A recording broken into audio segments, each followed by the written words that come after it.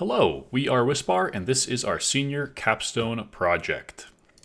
So, first and foremost, our team. Our team consists of Gabriel Hoops, who worked on the databases and back-end development of the system, Noah Schmitz, who worked on the front-end design, the ebook and audiobook players, and the progress syncing between those two mediums, Jedediah Smith, who worked on the forced alignment and the service workers for the project, and me, Zach Wilson, who worked on the containerization and deployment of the project. So, what is Wispar and why is it needed?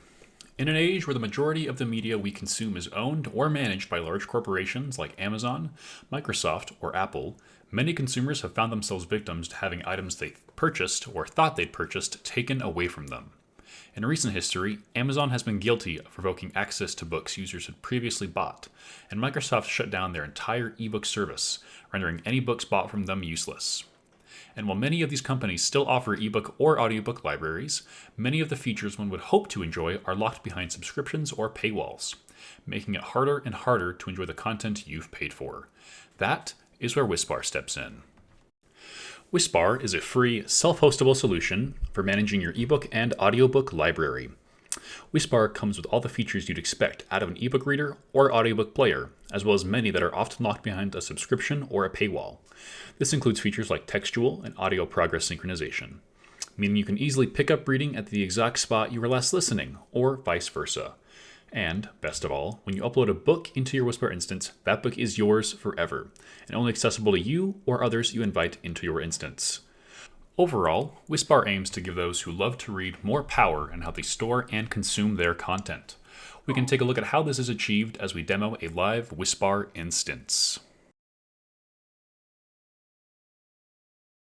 I'm Jedediah. This is our Wispar instance. Here we have the home page, which presents with a number of configurable rows.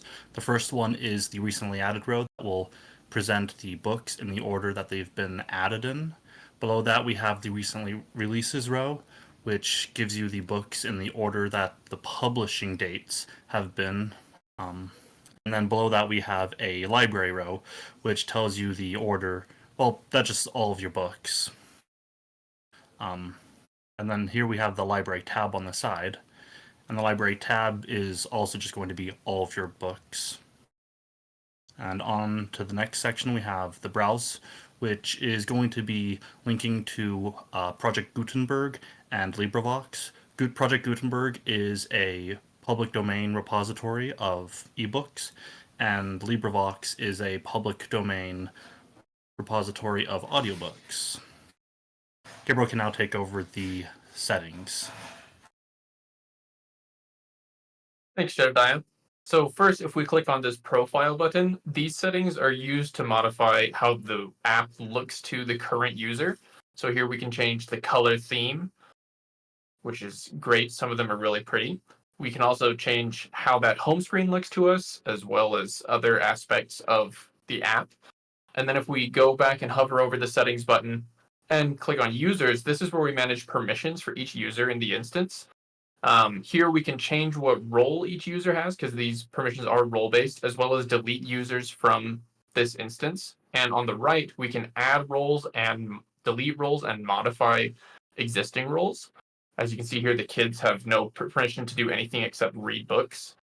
And then if we go back and hover over the settings one more time, the final page is the content settings. And this is where we upload and edit books to this instance. So the top is a very simple drag and drop box for files, or you can do them in batches. And then on the bottom, this is where we can edit the book files themselves. So if we go ahead and click on Moby Dick, here we can change the metadata within each file, because some books have really bad metadata. Like when we first uploaded Moby Dick, it said it was published last year, which is obviously not the case. And we can also change the cover that will be displayed to the user. So here we can pick a much more appealing color cover for ourselves. And at the bottom of this, we can see those permission roles that we saw earlier. You can go on a book-by-book basis and modify who is able to see that book. For example, we don't want kids reading Moby Dick. It's just too far out of their reading level. And that's about it for our settings. I'll hand it off to Noah to talk about our player. All right, let's go on back to the home screen and jump into a book together. In here, we can take a look at the text as well as audio features. We have all the standard ebook amenities like text selection with highlighting or bookmarking for saving sections of text you can jump back to easily later from the top right navigation bar. In that text selection menu, we also have a little built-in dictionary, as well as a Wikipedia lookup button if you encounter an unknown word or phrase. In addition to that, we have a full screen option to really focus in just on what you're reading, while still having access to the audio controls or the time remaining estimate in the top corner.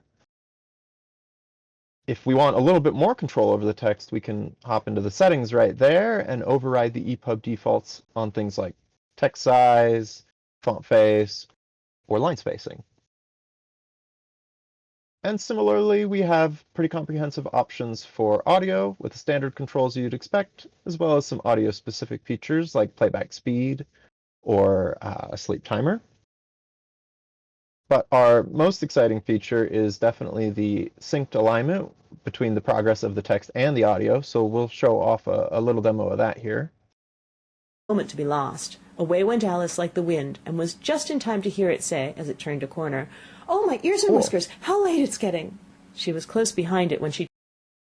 So yeah, that will, keep up with your text or audio progress as you move throughout the book. If you get ahead in one or the other and come back to it later, it will sync those two. Or you can read along with it for more challenging texts or just if you prefer it. And I think that is the overall features for the player portion. Now for our tech stack. We built the backend on Django and used a MariaDB database. For machine learning to align text and audio, we used PyTorch. For development, we used Docker to deploy in containers and NGINX and GUnicorn to handle networking. Over the past 16 weeks, we closed 124 issues, made 407 commits, and during our user studies, we talked to 5 users, which led to some usability improvements, such as adding a home button, as well as a dedicated button to bookmark your current spot. Overall, we are really happy with how our project turned out. While building a self-hosted app narrows down our potential user base, we are glad that we were able to provide a free, open-source alternative to premium solutions provided by other companies. Thank you for watching.